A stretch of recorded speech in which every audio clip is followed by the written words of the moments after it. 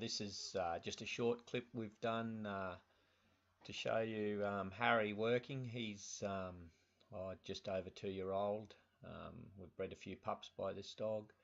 These are some calves that have just come off their mothers yesterday. Rex and Julie Sheedy own them. Got a bit of a short turnaround. I've got to try and drive them down the road back to Corrali tomorrow, so I'm just going to try and let them get used to the dog and see a dog in the yard and honour a dog. This dog here, he'll bite both ends, very careful, doesn't overbite cattle. He presents himself to the cattle, and then he'll use the force required to dominate the cattle, and you know, he's got a lot of confidence and shows a lot of authority with the way he goes about his job.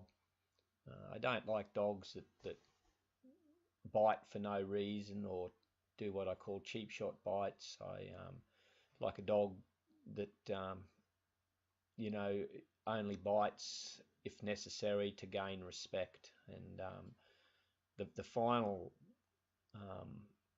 wash of this should be that a sheepdog should be able to work these cattle if this dog's handled these cattle right, meaning a dog should just be able to put its body in the right position and the stock will move away.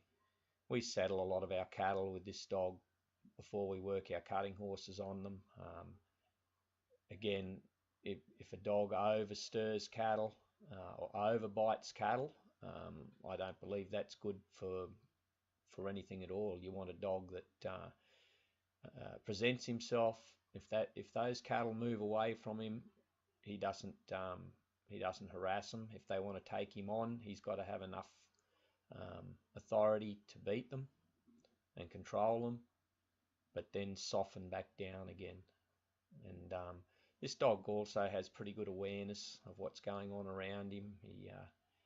He goes fairly direct when he goes in, but he's always got a bit of an eye on what's happening and wants to cover well, especially after he's maybe had to use force. He realizes that there's collateral damage and he's got to go cover the rest of the mob. It's no good staying on one cow too long, otherwise you just get one and lose the whole mob. So you want a dog that's got authority but then looks to cover. I don't like a dog to hang up on one cow and start overbiting it for too long, because he just loses sight of what's necessary. This dog, you know, we've cut a bit out of this clip, obviously, just because I've spent a fair bit of time. I wasn't sort of at them all the time, and I've moved them from yard to yard. The cattle here right at the end are starting to move off him well and move a little softer. And you'll see here, you know, in a little bit he'll move around, and the start of the clip you'll see a cow walk at him and he grabbed it on the nose, and here this cow sniffs on him.